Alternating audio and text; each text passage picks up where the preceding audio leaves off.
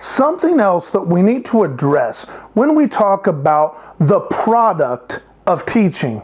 We need to be very careful because thus far in this section we've talked quite a bit about content. But content is not our product. Content is what we're providing, and that's what we're going to use to create a product. But the product itself is learning. And that learning is going to be content specific, but that content learning is also going to bleed over into learning about softer skills like communication, softer skills like writing, softer skills like critical thinking skills or problem solving skills. That's where we get into the other component of the product that we have in the classroom, and that's students. You see, students are not our product either. Content's not our product, and students are not our product.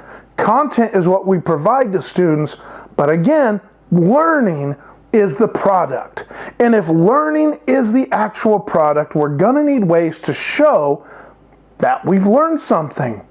That the students, upon being in the class, going through the content that you give and using the organizational system and the process that's set up, that in the end of this process, that learning has occurred. And learning is going to be measured in a number of ways. Some of them are going to be verbal, some of them are going to be written, some of them are going to be potentially video or digital. There's all sorts of ways that we can assess whether students are learning. But that brings us to this idea of a SLOA.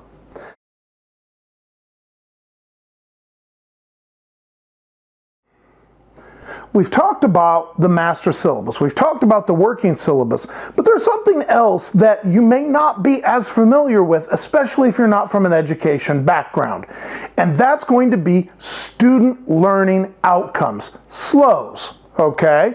Student learning outcomes. These are the things that the college has determined as part of the curriculum are required components that students must be able to know and be able to do. Okay, so in this particular case, maybe it's related to writing, maybe it's related to communications, maybe it's related to mathematics. You say, but I'm a computer teacher. Sure, but the whole point of learning this content means that there's also those other skills like being able to appropriately communicate the challenge, the content, the concerns, or the solution to that technical computer problem to others, whether it be in writing or whether it be verbally. So these ideas of student outcomes are things that are going to be spread all the way across the content, not just of your course, but of the department, and then beyond that to the field of study or the progress of study that a student's required to have to get the degree, certification, or transferability to the university system. All of these things are going to be measured, and you will be asked to provide evidence that students are gathering this information, that they're proving that they know that they can achieve the learning outcome, thus the name, student learning outcome.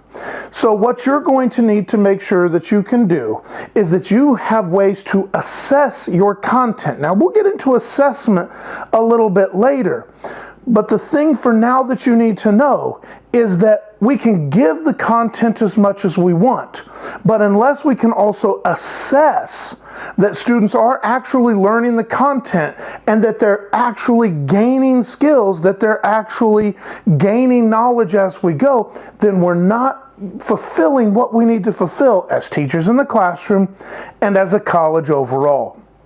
So, I'm not the expert on student learning outcomes, but again, just like that master syllabus, I know some people that are, and I'll let you listen to them and meet them because they can really fill you in on what part of your content may be applicable to those student learning outcomes.